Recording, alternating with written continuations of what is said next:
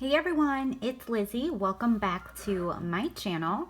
Today I'm going to be doing my second paycheck for the month of July with you guys and how I break things down for this pay.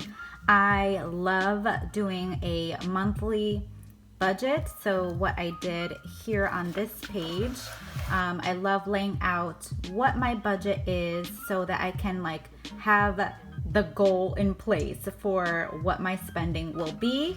And I also love to break down paycheck to paycheck to apply certain funds into different expenses or categories for my cash envelope. So that's a system that I like to use.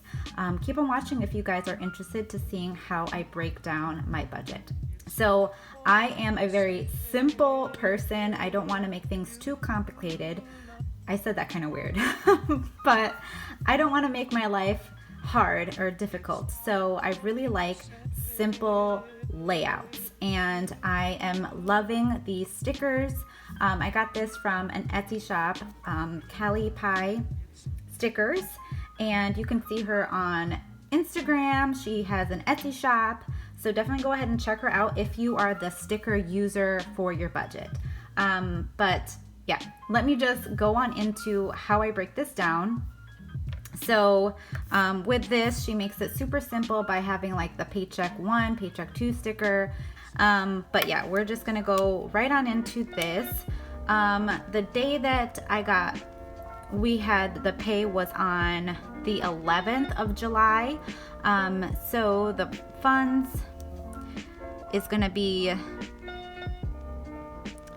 $604.17, but there was an additional funds that we received for an incentive that I earned through my job. So this same day, we're also going to be adding in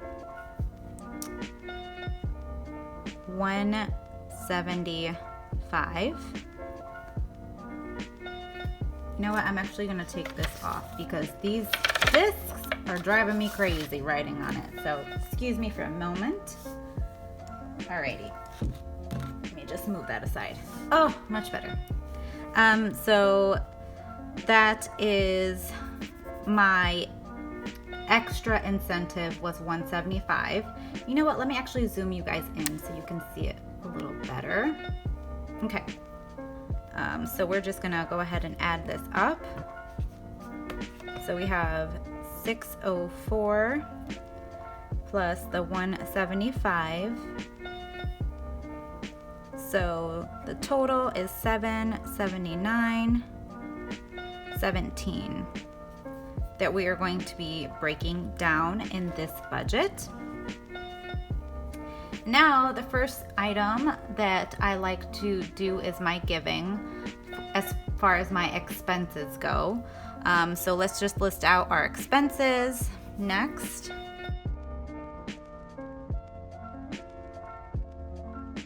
So first thing I always do is separate a tithe, and I have actually separated for this income right here because this I hadn't planned for. I realized that had occurred after I have already given the tithe. So the following pay I will definitely include the extra $17 towards the tithe. So this I had just separated 60, and then next is mortgage. So I usually break it down by giving first. So it's your offering, your tithe. I separate that first, and then the next items is my fixed expenses, and then following that I break down for cash envelopes. So our mortgage payment is actually due, so this completes our mortgage payment. So I was able to make that payment. Then electric, I have to separate this, and I'm actually going to be doing an updated where we stand for this month for our expenses, so you guys can see how based on what we budgeted for, if we ended up going over, how we manage doing that. Because I know a lot of families struggle with, life happens and you end up going over budget. And you know what? It does happen. It's not the end of the world. We can adjust a few things so that we can cover those expenses that we went over budget. So give it a thumbs up if that makes sense. I don't know if I explained that correctly, but I hope you all follow along. So I'm setting aside a portion for our electric bill. We just received the actual funds, or the actual total of the bill. So that's why I want to do like an update of our, like a check-in for our monthly budget. And then this truck payment is actually from us returning a lease. And it has been, oh my gosh, like such a complicated situation, returning a lease and not like getting another one. They do not treat you well if you're not going to get another vehicle. They honestly treated us like garbage. When we turned in our truck, my husband, he was there. He was the one that turned in the truck. And when they were like, they approached him and they were all like, yeah, what can we help you with? And very professional in the beginning. And then he said that he was going to be turning in the car. Like he's giving them the keys, both keys. And, I'm here to turn in my lease. And their attitude completely changed. It was ridiculous. And I have never had a situation with such disrespect to the customer. Whether or not you are purchasing something, you don't treat that individual with disrespect or just not acknowledging them at all, because you don't know in the future if that person will return back to you for future business or refer other people based on your service. So I will never ever recommend this dealership to anyone. I will, if I hear that they're going to this particular dealership, and I'm not going to mention the name because I don't want to like bash them, but if somebody were to come to me and ask like, oh, where is there a good place for you to get a car, who is in my area, I will not recommend this dealership because they were so disrespectful to my husband, and they will not have my business ever again. So yeah, I am not going to get another vehicle from them again, but it has been seriously a nightmare with the whole returning a lease. I will never lease a vehicle again. That's why I understand now why Dave Ramsey says that they are fleeces, because you pay so much more, and this is really what we have been paying. Our total amount that we pay monthly for the truck is $280.41, and we've been paying that we'll finish paying it next month. So in August, it's going to be our last payment. We'll be done. But it's because we went over in mileage, and we had some like dents and like paint, like scratches, and all of that you have to pay if you don't have like that warranty, this excess warranty, which we did, thankfully, because it would have been so much more that we owed. I want to say it was like around $800, almost $900 that we owed back to GM Financial. And it has been a learning experience. So if you lease currently and you are on the journey of being debt free, you want to pay cash for your vehicle, just know if you drive a lot, or if you had gotten a little ding on your car, be prepared that there are going to be those hidden, costs when you turn in your car. So that's just my little spiel about that. But it was definitely a lesson learned. But anywho, yes, I just wrote down car insurance, phone, and we had to load funds on our SunPass because we were on vacation like a week and a half ago.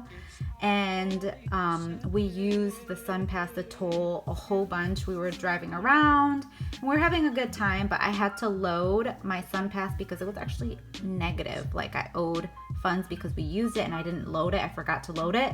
So I had to load this. So now I think we have about like $14 now in our Sun Pass, which would be fine to last us the week for my husband to go back and forth to work.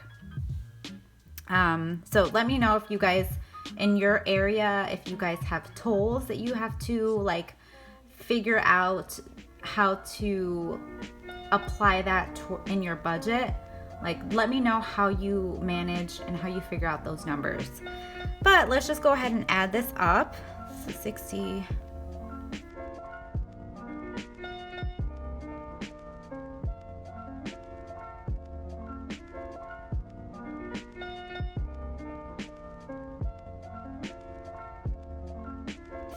So now we're gonna take the income, so the 779.17, and subtract 515.44, and that leaves us with the balance. Oh dear, 263.73. 263.73 is what we have left over, right? After taking our income, minusing our expenses, this leaves us with this. However, as I mentioned to you a little bit ago, I was over budget last week. And I knew I had money in my bank account because I separate funds for upcoming bills. And certain things had happened where it caused us to kind of use more than what we actually had to spend. Guys, this is real talk here. I'm being raw. It happens. You know, you get in the high and you like spend. And then you realize, oh my gosh, I didn't budget for that. So this is a way that you just make up for it. So this is the funds that I would have been able to separate into different categories, but I have to like pay back my bank account, right? I am technically negative, even though I'm not, but from my check register, I had funds that I needed to leave in my bank account to accommodate upcoming expenses. If that made sense at all, I don't even know if I'm explaining that right, but so I was over budget, so I'm just gonna write this out. Over budgeted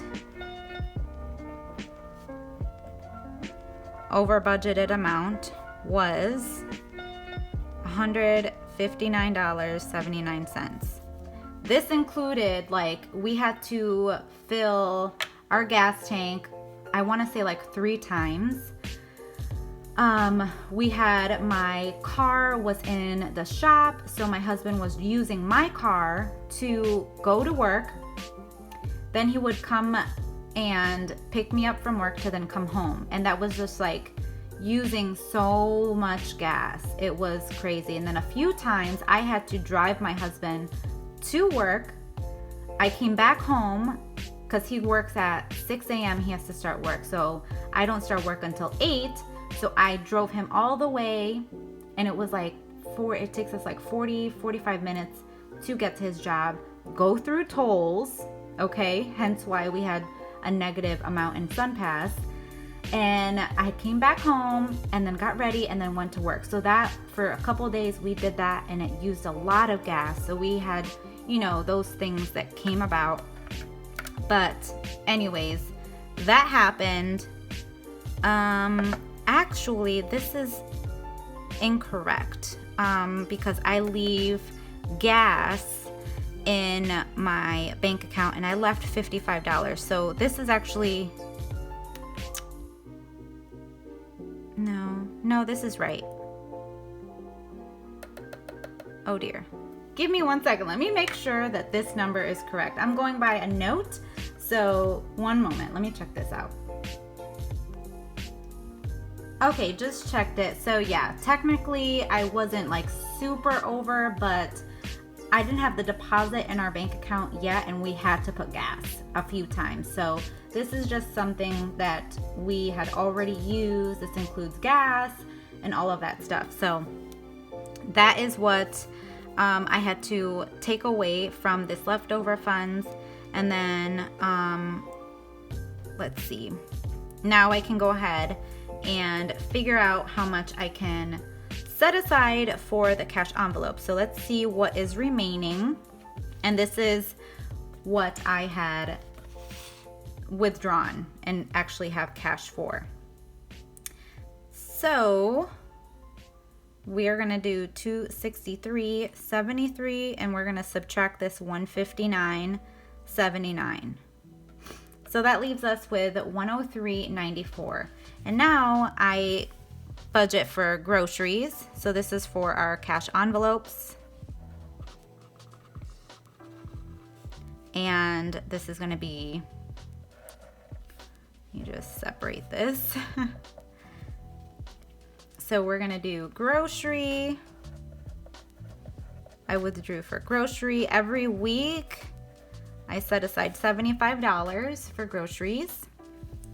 And then I'm just withdrawing for our anniversary.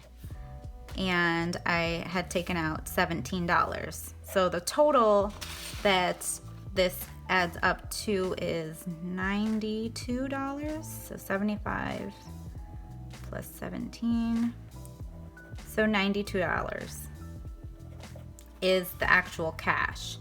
So now 92 minus the 159. Oops, I'm sorry. 263.73 minus 159.79.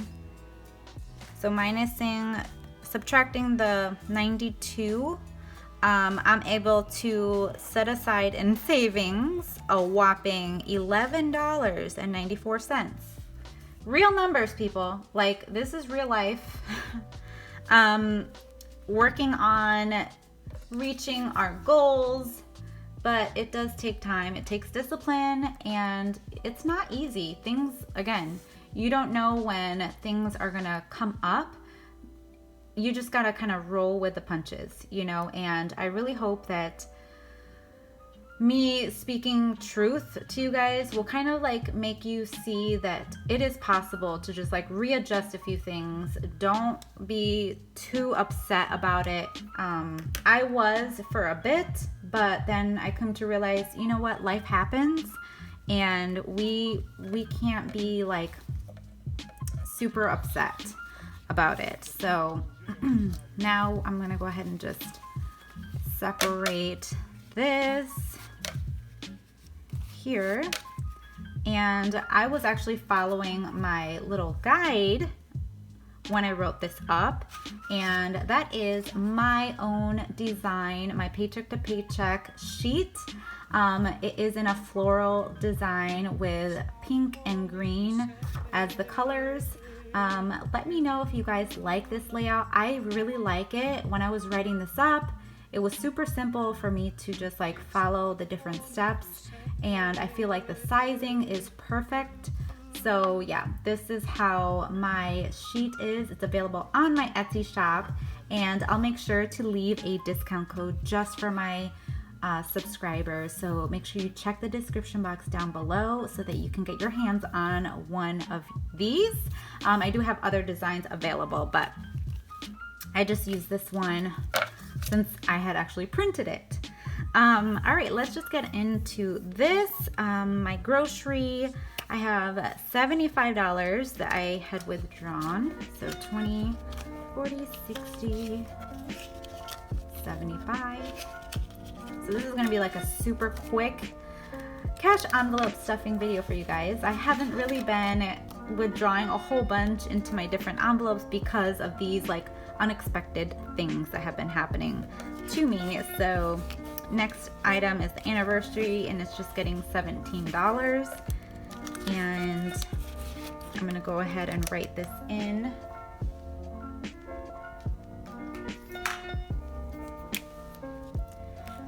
All right, so on the 11th, we added funds, and this also is available on my Etsy shop. So I don't know how much this is. 187 plus 17. Let's see, plus 17. $204 is in this envelope now. So we're gonna go ahead and just organize. Let's organize this, because it's definitely not organized. Okay, 10, 5, and 2.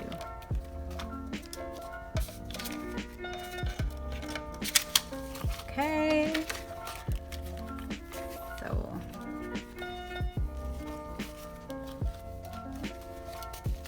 all right, that's organized now. And then this is gonna go in my safe. And let's just empty out our wallet. This is gonna go in my wallet. And I have a bunch of change. I have to empty this out. What I've been doing with the change, my husband, he